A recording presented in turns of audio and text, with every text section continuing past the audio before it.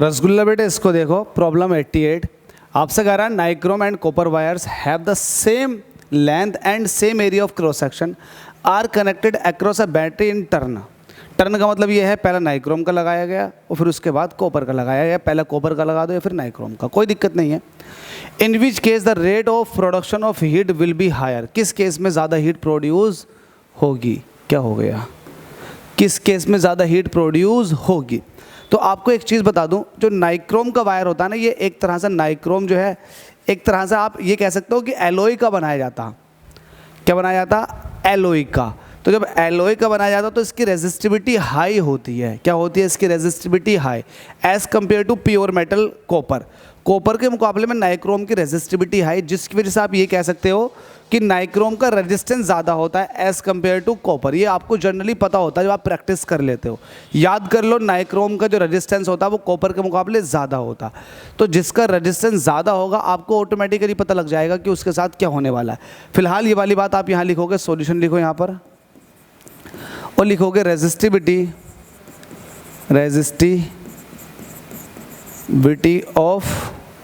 Of nichrome is higher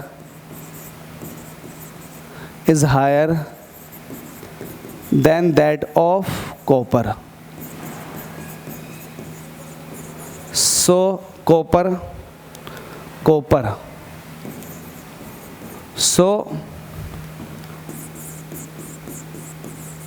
copper have low resistance than nichrome.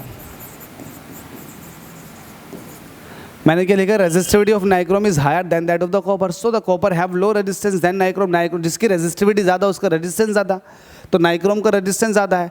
तो आप यहाँ पर कह सकते हो रेजिस्टिविटी जो है, रेजिस्टिविटी जिसको आप स्पेसिफिक रेजिस्टेंस कहते हैं, तो ये नाइक्रोम का ज़्यादा है एज़ कम्पेयर टू कॉपर। ठीक है, तो इसके हिसाब से आप ये कह सकते हो कि रेजिस्टेंस जो है वो भी नाइक्रोम का ज़्यादा होगा, रेजिस्टेंस किसके मुकाबले में? कॉपर के। ठीक है भाई। अब आपको पता है रेट ऑफ हीट जनरेशन, आपको पता है रेट ऑफ हीट जनरेशन, ये क्या होता है?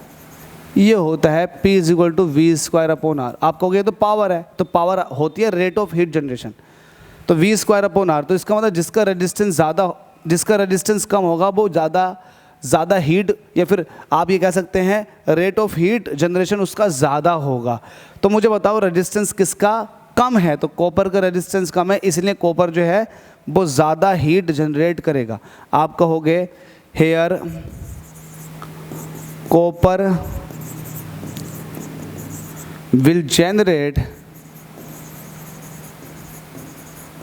more heat as nichrome. Copper जो है वो ज़्यादा हीट जनरेट करेगा नाइक्रोम के मुकाबले में, क्योंकि कॉपर का रेजिस्टेंस कम है। समझ में आ गया रसगुल्ला? जल्दी से इसको कॉपी पेस्ट मार दो।